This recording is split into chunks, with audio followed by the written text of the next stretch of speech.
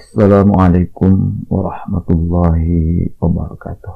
Alhamdulillah wahdah, wassalatu wassalamu ala rasulillah. Allahumma salli ala nabil hashimihi Muhammadin wa ala alihi wassalim taslima. Bapak Ibu ikhwan akhwat yang berbahagia, di video sebelumnya kita telah belajar mengenai salah satu hambatan kenapa kita begitu susah untuk merasakan zikir, yaitu karena kita terus-menerus menekan dan menekan, yaitu menekan sampah batin kita itu.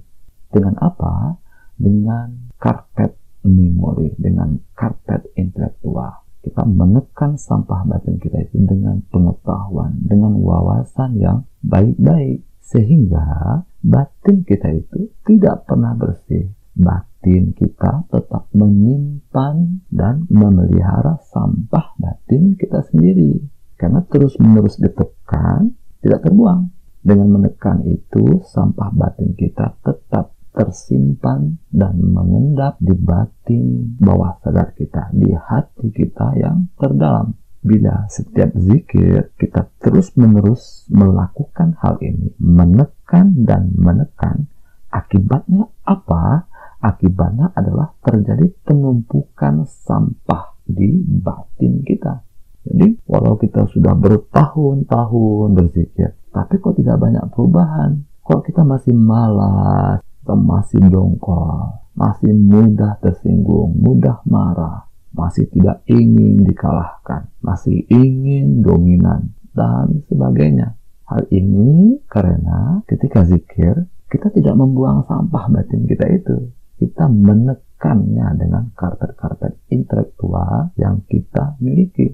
Dengan kata lain, kita terus-menerus berpikir, kita terus-menerus menilai, kita terus-menerus menganalisis, kita terus-menerus mengaktifkan batin intelektual kita di setiap zikir yang kita lakukan.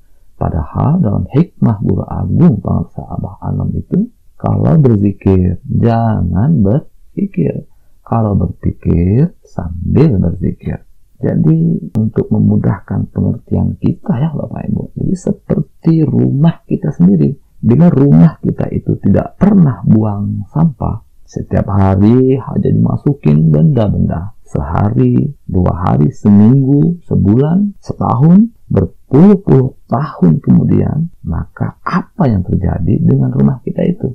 Wah, rumah kita itu akan penuh sesak dengan benda-benda Bapak Ibu. Lama-lama rumah kita itu tak ubahnya seperti gudang. Banyak benda, sesak dengan benda-benda, sangat kacau. Rumah kita itu sangat berantakan dan juga sangat tidak menyenangkan. Nah, coba praktekkan. Jadi setiap hari kita masukin benda, tapi tidak pernah dikeluarkan, dibuang. Nah, benda-benda yang tidak penting, pada khususnya yang sudah lama, kardus televisi, dan lain sebagainya, kita tidak membuangnya, tetap tumpuk di rumah kita. Apa yang terjadi? Wah, rumah kita itu akan sesak dengan benda-benda. Atau seperti badan kita ini Bapak Ibu. Coba bila kita setiap hari hanya makan dan minum, kita hanya memasukkan makanan dan minuman ke dalam tubuh kita ini. Kita tidak pernah membuangnya, membuang kotorannya. Apa yang terjadi? Wah, tidak usah menunggu tahunan Bapak Ibu. Seminggu saja kita tidak buang kotoran. Bagaimana rasanya? Wah, itu badan kita nggak enak banget Bapak Ibu. Wah, badan kita itu tidak karuan jadinya. Bahkan malahan bisa-bisa kita sakit Bapak Ibu. Gara-gara seminggu kita tidak buang kotoran. Jadi begitu Bapak Ibu. Di dalam kehidupan ini kita perlu membuang kotoran. Kita perlu membuang sampah. Kita perlu membuang benda-benda yang tidak penting.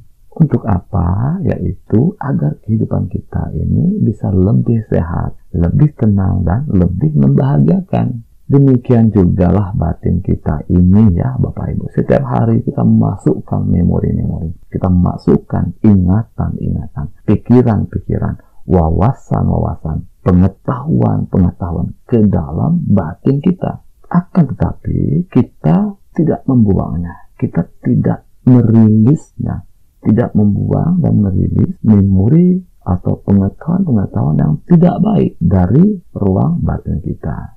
Kan memori atau wawasan itu tidak selalu baik dan positif ya Bapak Ibu ya. Bahkan kebanyakannya itu malahan yang negatif ya Bapak Ibu. Jadi banyak memori negatif yang masuk ke dalam batin kita itu.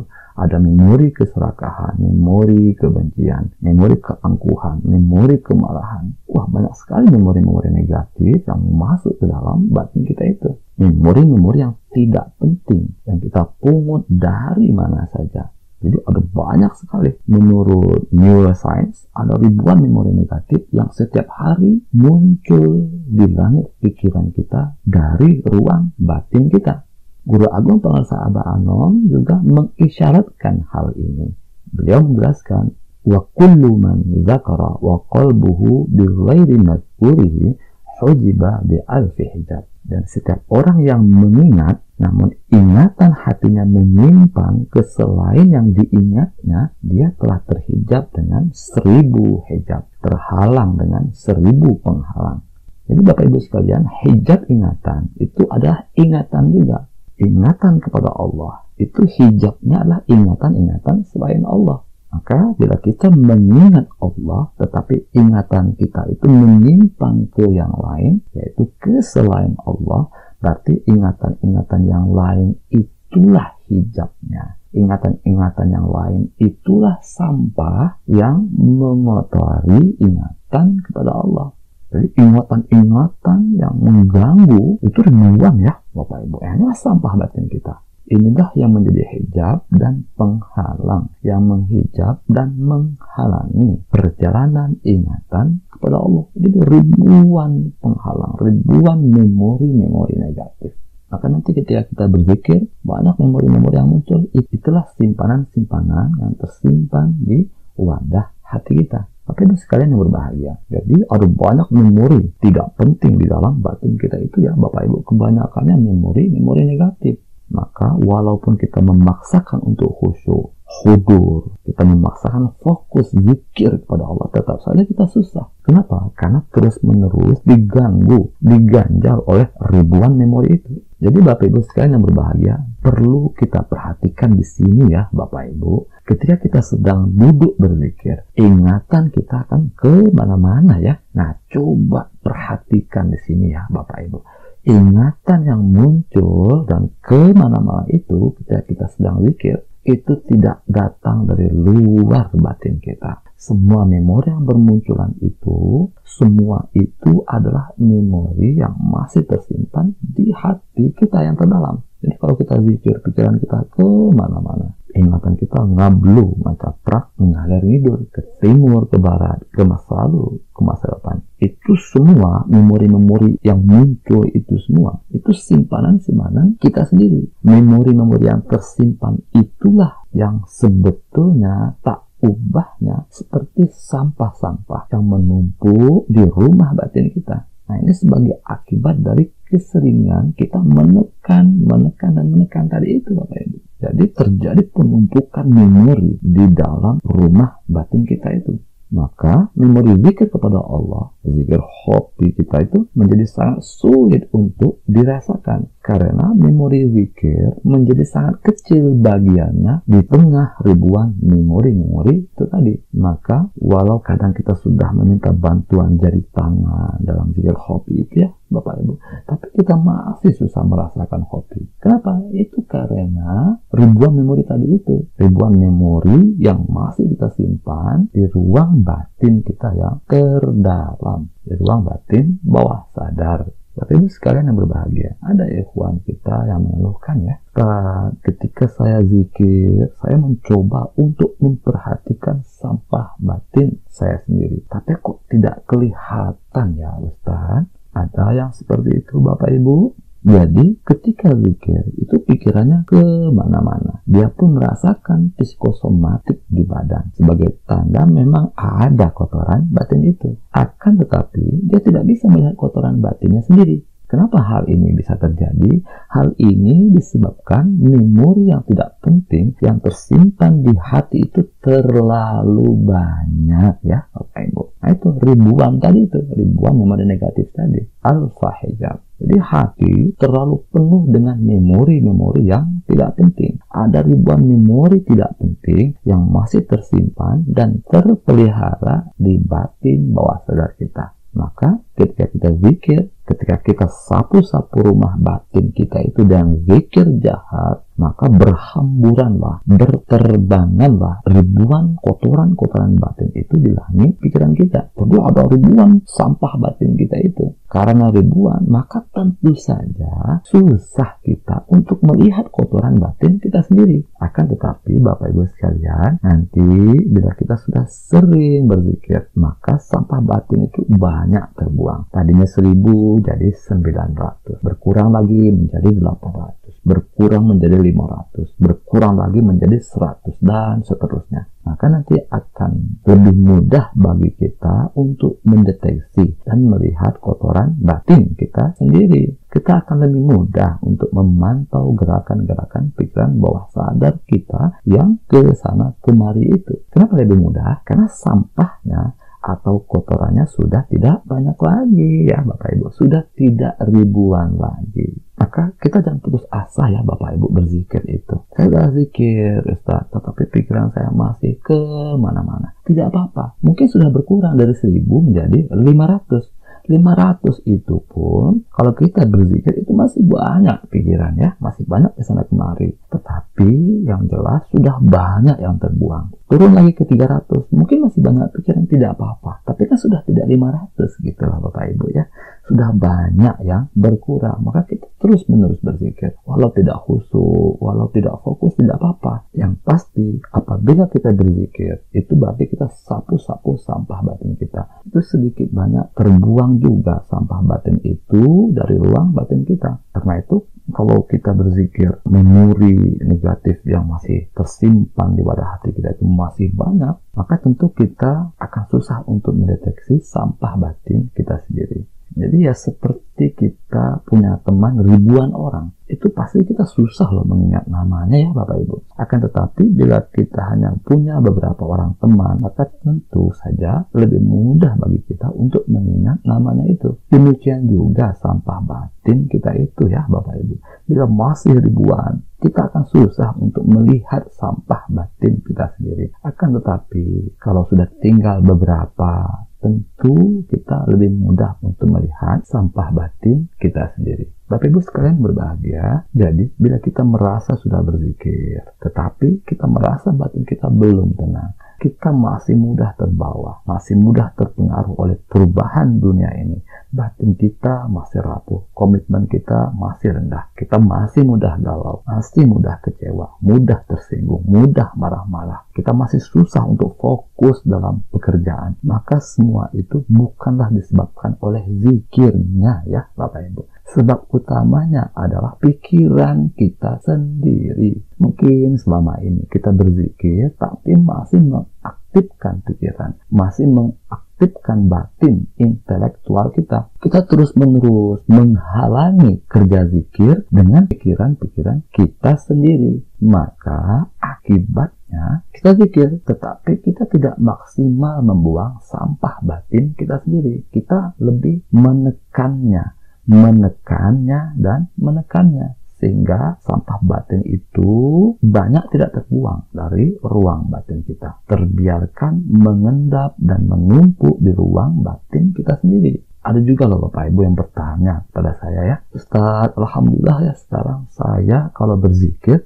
saya tidak berpikir lagi lah Ustaz. Lalu saya tanya, bagaimana keadaan badan ketika zikir itu? Wah, kalau badan saya masih suka pegal-pegal loh Ustaz. Kepala saya kadang-kadang masih suka berat, kaki masih kesemutan.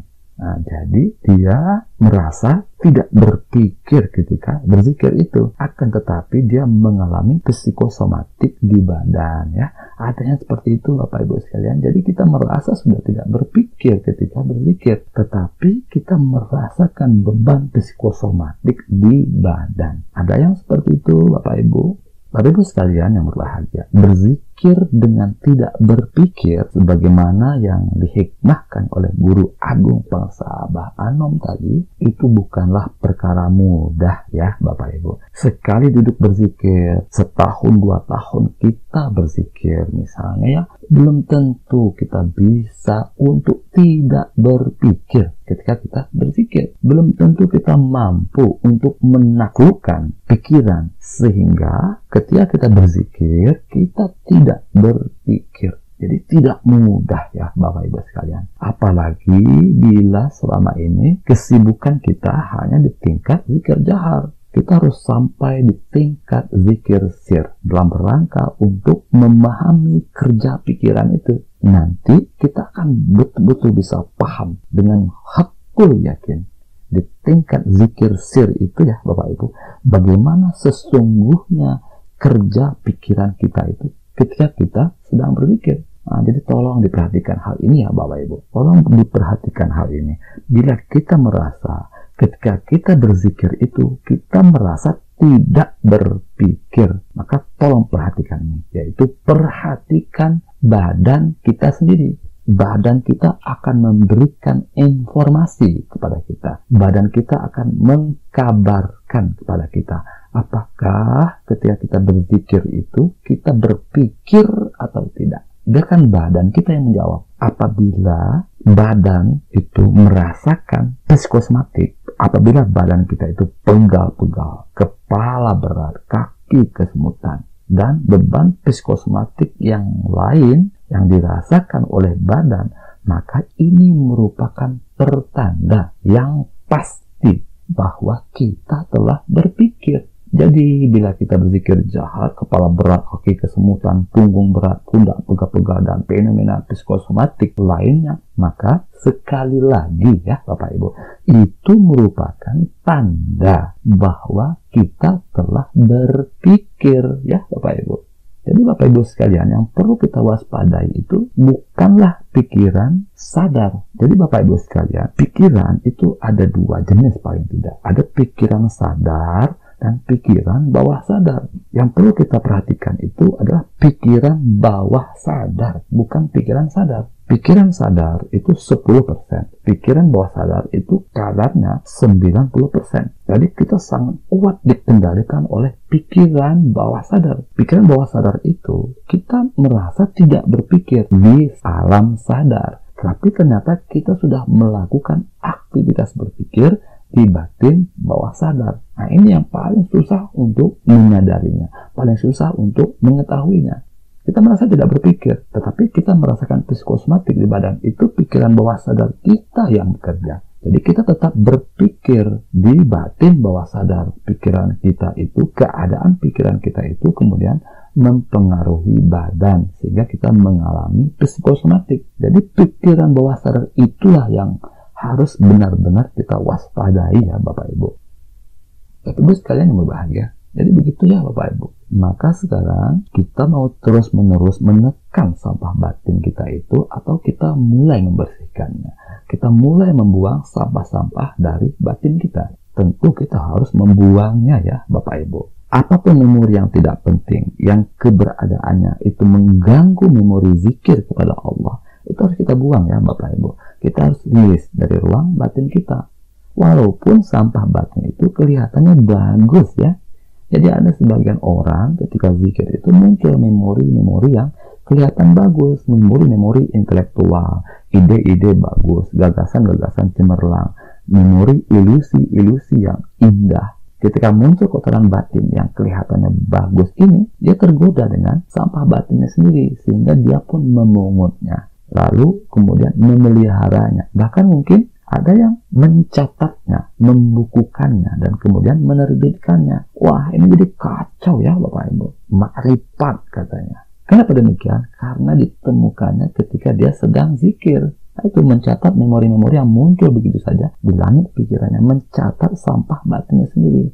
Maka makrifat apa seperti itu? Itu kan sampah batinnya sendiri. Loh, kok dicatat gitu loh. Lalu dibukukan, lalu diterbitkan dan diaku sebagai makrifat. Maka Bapak Ibu sekalian, di zaman sekarang ini keilmuan tasawuf itu menjadi kacau karenanya, karena banyak para intelek sufi yang rajin memungut sampah batinnya sendiri. Dia catat, dia bukukan, lalu dia terbitkan. Nah, ini karena dia tidak paham hakikat memori atau ingatan atau pikiran yang bermunculan begitu saja di langit pikirannya ketika dia sedang berzikir. Itu bukan ilham. Memang kemunculannya seperti ilham, tetapi itu al-muhdatsan.